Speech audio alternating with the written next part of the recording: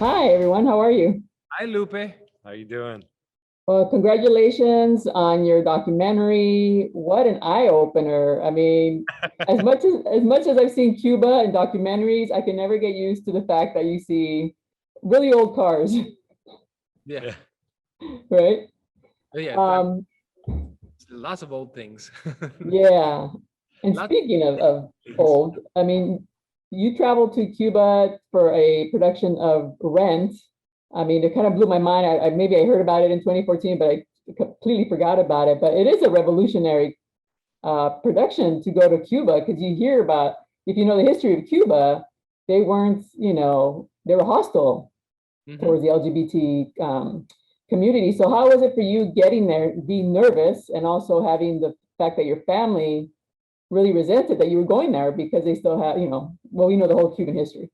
Well, the great news is that they chose the show, so I didn't have to worry about that. I just Okay. wanted, I just wanted to make sure that it was as Jonathan wrote it, that it wasn't going to be, some version that they wanted. So the fact that they chose the show, I didn't have to be too concerned with that.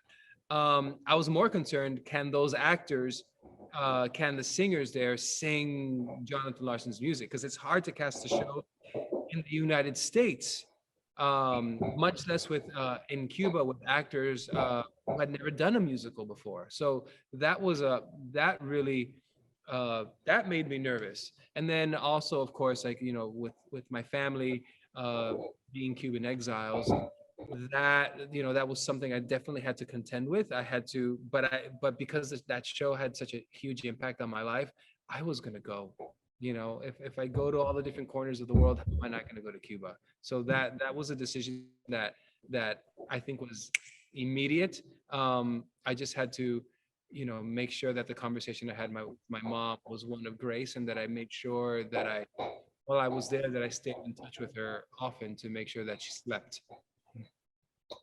And I mean, we see the struggles that you go through with the cast. They don't have the discipline that you expect, right? Because I'm not sure if do they have musical productions there. What is the status of theater in Cuba?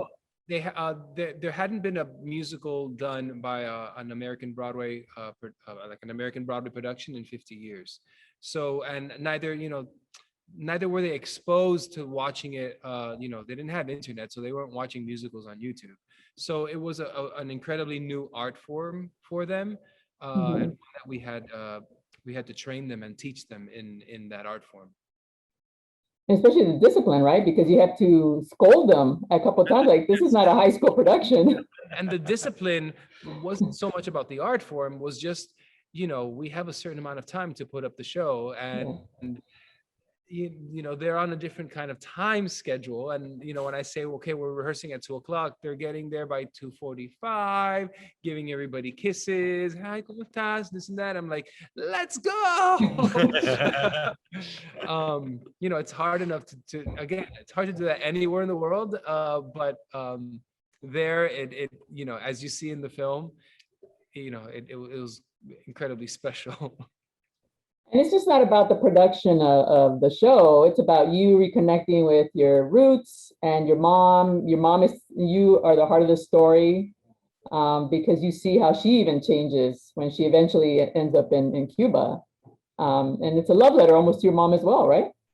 Absolutely. It is definitely a tribute to mothers, to families, to the sacrifices that they made, the loss of home.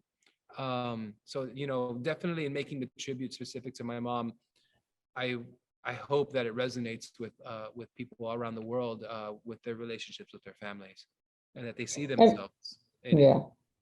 And Victor, can you talk about the production? I mean, did you guys shoot it just to document it and then you took it to HBO? How did that come about?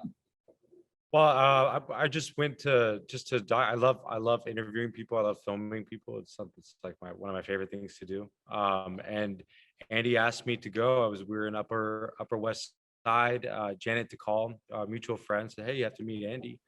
And then I had no idea what the meeting was about. And she sat me down, and Andy said, "Go ahead, Andy, ask him." And then this is my third film on Cuba, at this time. And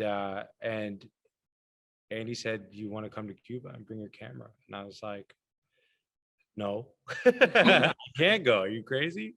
And then after much thought, I talked to my parents, and they're like, "Yeah, you're definitely not going." And then I was like, "Let's see about that." And then I followed him. We were in the airport.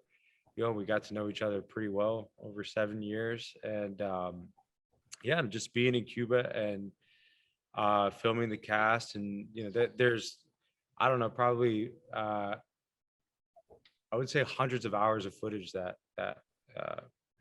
still hasn't seen the light of day in this context. And I think, with all due respect to Andy, this is his story really resonates with me as being Cuban American and having to go to Cuba, against everyone's wishes, and what can we create from that. And so I feel like the film is a version, of that. And I hope people see that, Yeah, well, that's what I really liked about the film. It was more of a journey, like a personal, how to reconnect to your roots, and especially in an environment. We all know about the Cuban struggle with Cuba. So that was kind of the heart of the movie. So for people out there, it's not just about the production, but it's really, really broad. So congratulations. Thank you so much. Thank